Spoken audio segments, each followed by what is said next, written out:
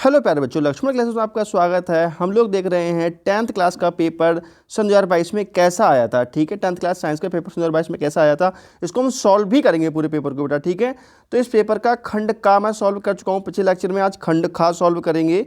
तो ये पेपर बेटा है, थोड़ा सा देख लीजिए आप पेपर। ठीक है, पेपर इस प्रकार से आता है और फिर खंड खा की तरफ हम फटाफट बढ़ते हैं इसका, और नोट्स भी मिलेगा आपको लिखा हुआ पूरा हाथ से। ठीक है बेटा, ये खंड का है। मैं आपको पेपर पहले दिखा देता हूँ। ये जिस बच्चे ने देखा नहीं वो पेपर देख लेगा कम से कम, उसके बाद हम इसका खंड खा स्टार्ट करते हैं अभी। ठीक है बेटा, ये क्वेश्चन है खंड का के, और वीडियो देख लेना आप, खंड का वाली नहीं देखी हो तो ये खंड का के सारे क्वेश्चन हैं। अब देखो बेटा, अब देखते हैं खंड खा। ठीक है, ये खंड का के मैं सारे क्वेश्चन आपको दिखा चुका हूँ। अब खंड खा पे आते हैं। तो खंड खा यहाँ से स्टार्ट होता है, खंड खा। तो पहला जो क्वेश्चन है बेटा, क्वेश्चन में है प्रोपेनल है। प्रोपेनल है, इसके बारे में बताना है। प्रोपेनल, तो इसमें लिखते हैं प्रोपेनल, प्रोपेनल। ठीक है, अल किस में आता है बेटा, CHO ग्रुप में आता है। ठीक है, तो देखो जरा, अब प्रोप आ रहा है। प्रोप का मतलब चार, इसमें मेथ एथ प्रोप 3 कार्बन होंगे, तो 1 2 3 कार्बन और CHO ग्रुप लास्ट में। ठीक है बेटा, अब इसको संतुलित कर दो। यहाँ पर लिखेंगे हम लोग CH2 और यहाँ पे CH3। ये बन गया सूत्र प्रोपेनल का। ठीक है, या इसको हम जोड़ करके लिख दें तो हम कैसे ले सकते हैं, C कितने हो गए बेटा, 1 2 3, कितने C हो गए इसमें बेटा, 3 C हो गए। देखो 1 C 2 C और 3 C, तो C3। ठीक है, और H कितने हो गए, H हो गए 3 2 5 और 1 6, C3H6 और O। ठीक है, C3H6O, ये होता है सूत्र किसका, प्रोपेनल का। तो ये है कहीं C3H6O, ये है बी ऑप्शन। ठीक है, तो ये सोल्यूशन नोट कर लो कॉपी में। वैसे मैं नोट कर रखा है नोट्स में सब कुछ, फिलहाल मैं तो थोड़ा समझा रहा हूँ अभी हम लोग नोट्स की तरफ चल रहे हैं बेटा। ठीक है, तो ये इसका आंसर हो गया। अब ये धातु है, तो धातु ये लिथियम होती है यहाँ पर। ठीक है, ये भी उपधातु है, ये भी उपधातु है, ये भी उपधातु, लिथियम यहाँ पे धातु है। और इसका आंसर आ जाएगा जिंक। क्या आएगा बेटा इसका आंसर, जिंक आ जाएगा। ठीक है, तो ये हो गया बेटा। मैंने सारे ये नोट्स में लिख रखे हैं, तो नोट्स में अभी आपको दिखा रहा हूँ। फिलहाल आप क्वेश्चन पेपर देख लीजिए। देखो बेटा, छः का है, ये सारे क्वेश्चन 2 अंक के हैं। ठीक है, उसके बाद जो क्वेश्चन आता है 7वां, ये 2 अंक के क्वेश्चन है। ठीक है, बहुत सरल क्वेश्चन है। अभी सोल्यूशन सबका मिलेगा अभी। ये 8वें के क्वेश्चन है बेटा, मैं आपको दिखा रहा हूँ पहले पेपर। ये खंड गा है। ठीक है, खंड गा का सोल्यूशन आपको नेक्स्ट लेक्चर में मिल जाएगा। अभी खंड सिर्फ का खा का लेक्चर मिलेगा, सोल्यूशन मिलेगा इस लेक्चर में बेटा। ठीक है, तो देखते हैं ज़रा क्वेश्चन। देखो अब होता है यहाँ से पेपर का सोल्यूशन स्टार्ट अपना। ठीक है बेटा, देखो, अरे यार ये तो फिजिक्स निकल आया, केमिस्ट्री का कराना है आपको आज। तो केमिस्ट्री का स्टार्ट हो जाए बेटा। कहाँ से आया केमिस्ट्री, केमिस्ट्री ये है, यहाँ से केमिस्ट्री का स्टार्ट है बेटा। ठीक है, ये केमिस्ट्री का है आपका। अब तो धैर्य आ गया। तो देखो, प्रोपेनल है C3H6O, मैं सोल्यूशन करा चुका हूँ, सोल्यूशन ये लिखा हुआ है इसका। ठीक है, और ये भी मैं करा चुका हूँ बेटा, लिथियम ठंडे जल में, यहाँ जिंक बता चुका हूँ आप लोगों को। अब आते हैं का वाले क्वेश्चन पर। क्वेश्चन है बेकिंग सोडा बनाने की विधि तथा गुणधर्म लिखिए। 2 अंक का क्वेश्चन है, तो थोड़ा सा लिखना है। 2 अंक में बेटा 2-4 लाइन लिखनी होती है, ज़्यादा नहीं लिखनी होती हैं।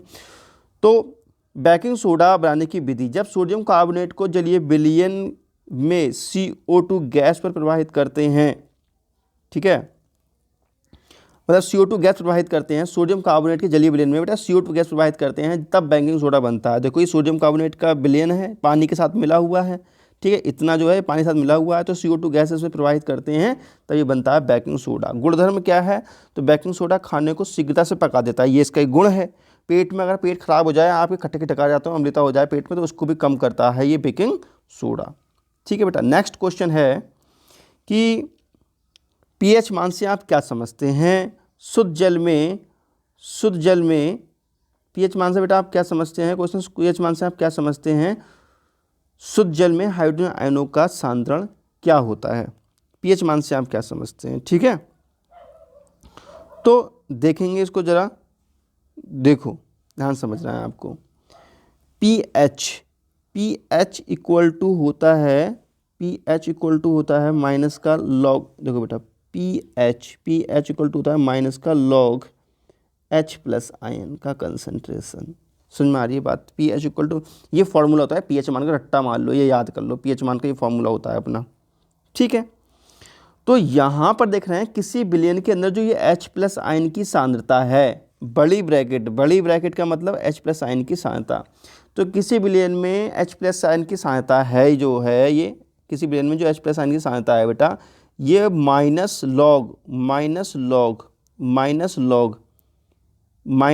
लॉग, ठीक है बेटा। देखो किसी विलयन में जो H प्लस आयन की सांद्रता का, देखो H प्लस आयन की सांद्रता का नेगेटिव लॉग, ठीक है, किसी विलयन में H प्लस आयन की सांद्रता का नेगेटिव लॉग किसके बराबर होता है?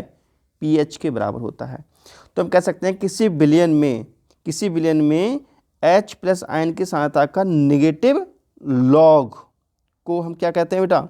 पीएच कहते हैं। ठीक है, यही लिखा है मैंने। ठीक है बेटा, समझ में आ गई बात? यही लिखा है हमने। तो खैर चलो अब देखते हैं इस चीज़ को। देखो किसी विलयन में H प्लस आयन की सांद्रता का ऋणात्मक लॉग पीएच मान कहलाता है। ठीक है, शुद्ध जल में हाइड्रोजन आयनों का सांद्रण OH माइनस आयन के सांद्रण के बराबर होता है। ठीक है बेटा, ये हो गया आपका। देखो अगर विलयन अम्लीय प्रकृति का है, तो बेटा होता है H प्लस आयन का जो कंसंट्रेशन होता है वो ज़्यादा होता है OH माइनस आयन के कंसंट्रेशन से। अगर विलयन क्षारीय प्रकृति का है तो OH माइनस ज़्यादा होता है H प्लस आयन से। ठीक है, और विलयन उदासीन होता है अर्थात जल होता है, तो जो H प्लस आयन की सांद्रता होती है वो होती है OH माइनस आयन की सांद्रता के। ठीक है, तो वही चीज़ मैंने आपके लिए यहाँ पे लिखवाई है कि शुद्ध जल के लिए H प्लस आयन और OH माइनस आयन की सांद्रता कैसी होती हैं? बराबर होती हैं। क्लियर समझ में आ रहा है आप लोगों के? ठीक है, चलो आगे बढ़ते हैं अगले क्वेश्चन की तरफ। अगला क्वेश्चन है आधुनिक आवर्त नियम लिखिए तथा इस आवर्त सारणी की दो विशेषताएं भी लिखिए। ठीक है बेटा, तो आधुनिक आवर्त सारणी क्या होती है? देखो जो अपनी पहली वाली आवर्त सारणी थी ना, मूल आवर्त सारणी थी, उसमें तत्वों को परमाणु भार के बढ़ते हुए क्रम में रखा गया था। लेकिन ये आधुनिक आवर्त सारणी है, इसमें तत्वों को परमाणु क्रमांक के बढ़ते हुए क्रम में रखा जाता है। तो इसका जो आवर्त नियम होता है वो होता है तत्वों के भौतिक एवं रासायनिक गुण उनके परमाणु क्रमांकों के आवर्ती फलन होते हैं। रट्टा मान लो, इतना सा ये रूल है। ठीक है बेटा, विशेषताएं क्या है इस आवर्त सारणी की? बहुत सारी विशेषताएं हैं, लेकिन दो ही विशेषताएं पूछी लिखा है। इस आवर्त सारणी की दो विशेषताएं बताइए। 2 अंक का क्वेश्चन है, जितना कहा जाए उतना आंसर लिखना होता है आपको। ठीक है बेटा, तो पहली विशेषता तो ये है कि इसमें जो भी तत्व रखे गए हैं परमाणु क्रमांक के बढ़ते हुए क्रम में रखे गए हैं। ठीक है, दूसरी विशेषता ये है इस आवर्त सारणी में 18 वर्ग होते हैं और 7 आवर्त होते हैं। ठीक है, बहुत सारी विशेषताएं और भी हैं, लेकिन हमें 2 ही लिखनी है सिर्फ और सिर्फ, क्योंकि 2 के बारे में ही कहा गया था। क्या संतृप्त और असंतृप्त विलयनों में संतृप्त और असंतृप्त हाइड्रोकार्बनों में अंतर बताओ भैया, क्या अंतर होता है? ठीक है, तो वैसे आप जानते हैं बेटा क्या अंतर होता है, लेकिन मैं फिर भी आपको थोड़ा सा समझा देता हूँ, जो बच्चों को नहीं पता हो ध्यान समझे। बेटा ऐसे हाइड्रोकार्बन जिनमें एक एक हाइड्रोजन बंद होते हैं, देखो बेटा समझो बात को, जैसे देखो ये हाइड्रोकार्बन मैंने बना दिया, ये CH4 H H H और H, एक एक हाइड्रोजन है इसमें। ठीक है, तो ये सिंगल बॉन्ड है, तो ये कहलाएगा संतृप्त हाइड्रोकार्बन। क्या कहलाएगा? संतृप्त हाइड्रोकार्बन। और देख लो बेटा, एक C और 2 C बना दिए मैंने, यहाँ पे H फिट कर दिया, यहाँ पे H फिट कर दिया, यहाँ पे सभी में H लगा दो, 1 H 2 H 3 H 4 H, सभी में H फिट कर दो। तो ये क्या हो गया? संतृप्त हाइड्रोकार्बन हो गया। वे हाइड्रोकार्बन जिनमें कार्बन कार्बन के बीच में सिंगल बॉन्ड उपस्थित होता है संतृप्त हाइड्रोकार्बन कहलाते हैं। ठीक है बेटा, और देखो अगर मान लीजिए C और डबल बॉन्ड C लगा दूं मैं, ठीक है बेटा, यहाँ पे H लगा दूं, यहाँ पे H लगा दूं, यहाँ पे भी H लगा दूं, इस तरीके से, ठीक है, लगा असंतृप्त हाइड्रोकार्बन। और देखो C और C के बीच में ट्रिपल बॉन्ड लगा दूं, यहाँ H लगा दूं, यहाँ H लगा दूं, तो ये कहलाएगा असंतृप्त हाइड्रोकार्बन। तो वे हाइड्रोकार्बन जिनमें सिंगल बॉन्ड प्रेजेंट होते हैं, जिनमें कार्बन कार्बन के बीच में सिंगल बॉन्ड प्रेजेंट होते हैं, संतृप्त हाइड्रोकार्बन कहलाते हैं। जबकि वे हाइड्रोकार्बन जिनमें डबल बॉन्ड या ट्रिपल बॉन्ड होते हैं, वे असंतृप्त हाइड्रोकार्बन कहलाते हैं। ठीक है बेटा, तो यही चीज़ में लिखिए। देखो बे हाइड्रोकार्बन जिनमें कार्बन कार्बन परमाणुओं के बीच में एक बंद होता है संतृप्त हाइड्रोकार्बन कहलाते हैं, जबकि वे हाइड्रोकार्बन जिनमें डबल बॉन्ड या ट्रिपल बॉन्ड होते हैं असंतृप्त हाइड्रोकार्बन कहलाते हैं। संतृप्त हाइड्रोकार्बन का एग्जाम्पल ये है, असंतृप्त का बेटा ये लिखा हुआ है। ठीक है, क्लियर हो गया? ठीक है, चलो आगे बढ़ते हैं बेटा अपने क्वेश्चन की तरफ। अगला क्वेश्चन है खनिज तथा अयस्क में अंतर बता दो जरा। ठीक है, तो बेटा पृथ्वी के अंदर धातु जिस अवस्था में पाई जाती हैं वे क्या कहलाती हैं बताओ। देखो, पृथ्वी के अंदर धातु जिस अवस्था में पाई जाती हैं वे खनिज कहलाते हैं। ठीक है, जबकि जिन खनिजों से हम आसानी से धातु प्राप्त कर सकते हैं कम खर्चे में कम पैसे में, वे अयस्क कहलाते हैं। ठीक है, इसका हम ज़्यादा समझाने की जरूरत भी नहीं है, 2 नंबर का क्वेश्चन बेटा, ये 2-3 लाइन काफ़ी हैं, है ना। उसके बाद नेक्स्ट क्वेश्चन देखते हैं अपने। नेक्स्ट क्वेश्चन है निम्नलिखित पर टिप्पणी दीजिए। ठीक है, कार्बनिक यौगिकों में प्रतिस्थापन अभिक्रिया लिखिए।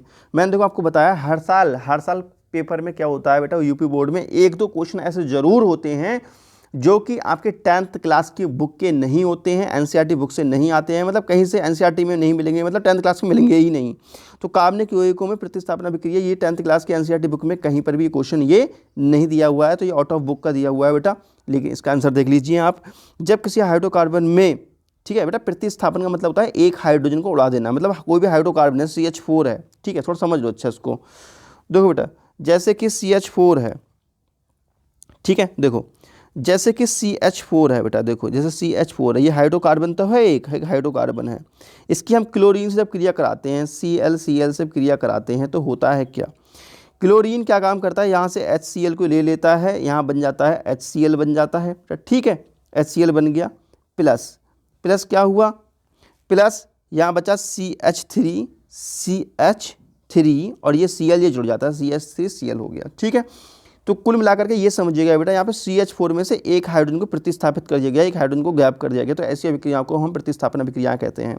ठीक है, जब किसी हाइड्रोकार्बन से एक या एक से अधिक हाइड्रोजन को किसी दूसरे परमाणु द्वारा गैप कर दिया जाता है, तब इसे हम कहते हैं प्रतिस्थापन अभिक्रिया। समझ में आई बात? ठीक है, ये चीज़ में लिखा है बेटा, देखो जब किसी हाइड्रोकार्बन से एक या एक से अधिक हाइड्रोजन परमाणु किसी दूसरे परमाणु द्वारा विस्थापित कर दिए जाते हैं, तब ऐसी अभिक्रियाओं को प्रतिस्थापन अभिक्रियाएं कहते हैं। ठीक है, एग्जाम्पल ये लिखा हुआ है CH4 + Cl2, अभी समझाई थी, एक से वही है, सनलाइट की प्रेजेंट में CH3Cl प्लस HCl प्राप्त होता है। ठीक है बेटा, चलो बढ़ते हैं अगले क्वेश्चन की तरफ।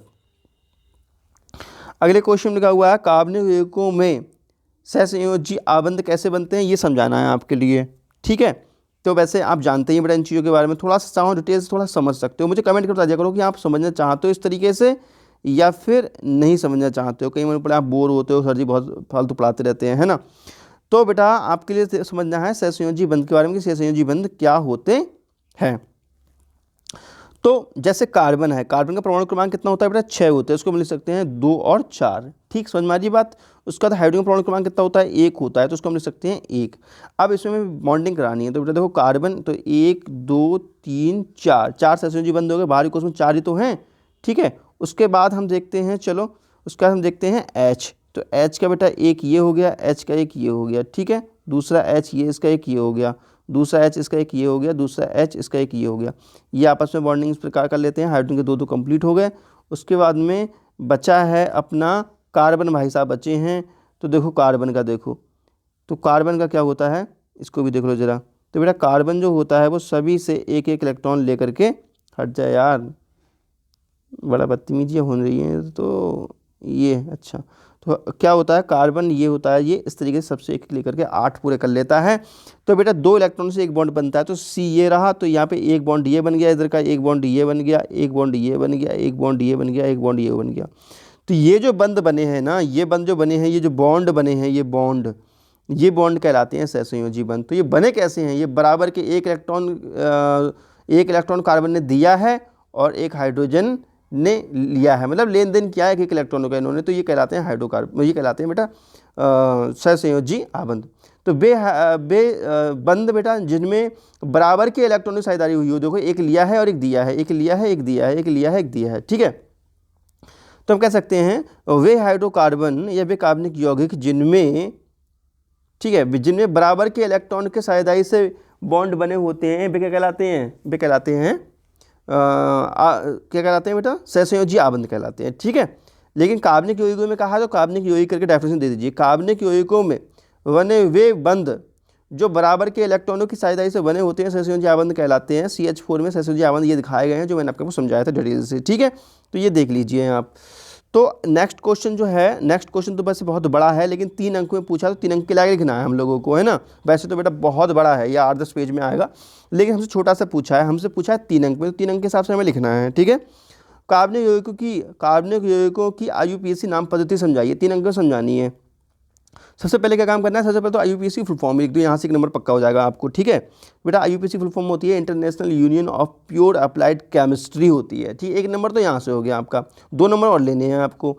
तो कार्बनिक यौगिकों का नामकरण लिखने के लिए निम्न सूत्र का यूज किया जाता है। नामकरण होता है बेटा प्रीफिक्स प्लस सफिक्स, ठीक है। IUPAC नाम बराबर क्या होता है, प्रीफिक्स प्लस सफिक्स, या हम कह सकते हैं पूर्वलग्न प्लस अनुलग्न, ठीक है। तो 1 नंबर यहाँ से हो गया, 2 नंबर हो गए। अब तीसरे नंबर का देखो बेटा, अब अनुलग्न क्या होता है, पूर्वलग्न क्या होता है, ये समझा दो आपको, 3 नंबर पूरे मिल जाएंगे, ठीक है। तो प्रीफिक्स जो होते हैं बेटा वो निम्न प्रकार होते हैं, देखो C1 के लिए मेथ बोलते हैं, C2 के लिए एथ बोलते हैं, C3 के लिए पेरो बोलते हैं, ये तो क्लास में पढ़ाया गया होगा आपको, ठीक है। ये हो गया आपका एक चीज़, ये क्लियर हो गई। दूसरा देखते हैं सफिक्स क्या होता है। तो किसी कार्बनिक यौगिक का वह भाग जो उसके रासायनिक गुणों की जानकारी देता है सफिक्स कहलाता है। जैसे CH2OH में, CH3OH में, जैसे अल्कोहल में OH, CH3CHO में CHO, हमें इसके रासायनिक गुणों की जानकारी देता है, इसलिए ये क्या कहलाता है, सफिक्स कहलाता है, ठीक है। क्लियर हो चुका होगा मुझे उम्मीद है। चलो अब देखते हैं नेक्स्ट क्वेश्चन। नेक्स्ट क्वेश्चन में बेटा है एथेनोइक अम्ल बनाने की एक विधि, ठीक है। देखो अथवा में अगर ये आपको ये टिप्पणी वाला क्वेश्चन अगर आपको ये नहीं करना हो पेपर में, अगर ये टिप्पणी वाला क्वेश्चन नहीं करना हो तो बेटा आप अथवा वाला ये कर सकते हैं, लेकिन फिलहाल अभी हम लोग क्योंकि तैयारी कर रहे हैं तो हमारे सब कुछ A to Z पढ़ते हुए चल रहे हैं हम लोग, ठीक है। एथेनोइक अम्ल बनाने की एक विधि तथा 3 रासायनिक गुणधर्मों के समीकरण लिखिए। तो मैं आपको बता दूं तो बेटा 3 रासायनिक गुणधर्म आपकी NCERT बुक में दिए हैं, सच्ची बात है, बिल्कुल सही बात है। लेकिन एथेनोइक अम्ल बनाने की एक विधि जो है वो आपकी NCERT बुक में नहीं दी है। एथेनोइक अम्ल बनाने की विधि नहीं दी है, ना NCERT बुक में दी है बेटा, नहीं दी है, नहीं दी है। मतलब 10th क्लास का ये नहीं है क्वेश्चन, एथेनोइक अम्ल बनाने की एक विधि, ये 10th क्लास के सिलेबस में इस बार नहीं है, लेकिन फिर भी दिया है। तो इस प्रकार के क्वेश्चन कभी कभार आ जाते हैं। तो फिलहाल बनता कैसे एथिल एसीटेट बेटा, या एथेनोइक अम्ल, एथेनोइक अम्ल को एथेनोइक अम्ल कैसे बनता है, सॉरी एथेनोइक अम्ल कैसे बनता है इसको हम देखते हैं, ठीक है। तो बेटा एथिल एसीटेट से बन जाते हैं। जब एथिल एसीटेट अर्थात एस्टर CH3COO-C2H5, इसको एस्टर भी कहते हैं, को तनु अम्ल या तनु क्षार द्वारा अपघटन कराते हैं तब एथेनोइक अम्ल या एस्टर एसिटिक अम्ल प्राप्त होता है, ठीक है। देखो बेटा जैसे CH3COO-C2H5 ये क्या है, एस्टर है या एसिल एसीटेट है। इसको वाटर मॉलिक्यूल के साथ H+ आयन की प्रेजेंट में जब इसको हम हीटेड कराते हैं तब हमें एथेनोइक एसिड प्राप्त होता है, ये ठीक है। ये ऐसे समझ सकते हैं, या तनु क्षार लिख सकते हो, तनु अम्ल की जगह क्या लिख सकते हो, तनु क्षार। तो CH3COS-C2H5 HOH मतलब वाटर मॉलिक्यूल्स। तो यहाँ से क्या होता है, यहाँ से बेटा देखो यहाँ से OH और C2H5 ये निकल गए, ये बन गया अल्कोहल, बचा CH3COO और H, तो ये बन गया अपना, ठीक है। तो ये जो बना है CH3COH ये इसको बोलते हैं एथेनोइक एसिड। तो हमारा एथेनोइक एसिड तैयार हो चुका है। अब एथेनोइक एसिड के हम गुण देख लेते हैं, 3 गुणधर्म देखने हैं हमारे लिए मात्र, ठीक है बेटा। तो देखो खास बात देख लीजिए, जो क्वेश्चन में कहा जाए वही करना है आपके लिए। देखो क्वेश्चन समझिए ध्यान से थोड़ा सा। एथेनोइक अम्ल बनाने की एक विधि लिखी है, तो हमने एक विधि लिख दी सही सलामत, ठीक है। फिर 3 रासायनिक गुणधर्मों का, 3 रासायनिक गुणधर्मों का रासायनिक समीकरण लिखिए। मात्र रासायनिक समीकरण लिखना है, ना कुछ लिखना भी नहीं है इसमें, रासायनिक समीकरण लिखना है मात्र और मात्र, ठीक है बेटा। 1 नंबर तो आपके यहाँ हो गए इसमें, ठीक है। फिर 2-2 नंबर के 3 समीकरण लिखने हैं आपको मात्र, और कुछ नहीं लिखना है। देखो कितने बढ़िया नंबर मिलते हैं केमिस्ट्री में। तो एस्ट्रीकरण पहला हो गया गुण, पहला गुण क्या हो गया बेटा, एस्ट्रीकरण हो गया। तो CH3COOH की जब एथिल एसीटेट से क्रिया कराते हैं H+ आयन की प्रेजेंट में अर्थात अम्ल की प्रेजेंट में, तब एस्टर प्राप्त होता है हमारे लिए, ठीक है। मोस्ट इंपोर्टेंट है, रट्टा मान लो, ये पेपर में हर साल आता है, इस बार भी आएगा, याद कर लो, ठीक है। नेक्स्ट समिट अभिक्रिया बेटा, समिट अभिक्रिया कहते हैं इसको। जब हम CH3COH को हाइड्रोजोइक एसिड के साथ कंसनट्रेट H2SO4 की उपस्थिति में गर्म करते हैं। कंसनट्रेट H2SO4 क्या होता है बेटा, सांद्र H2SO4, सांद्र H2SO4 की उपस्थिति में गर्म करते हैं तो बनता है methyl amine plus CO2 plus N2 gas remove हो जाती है। ऊपर के लिए तीर का साइन लगा हुआ है, इसका मतलब ये उड़ जाती है, फुर्र हो जाती है बेटा, ठीक है।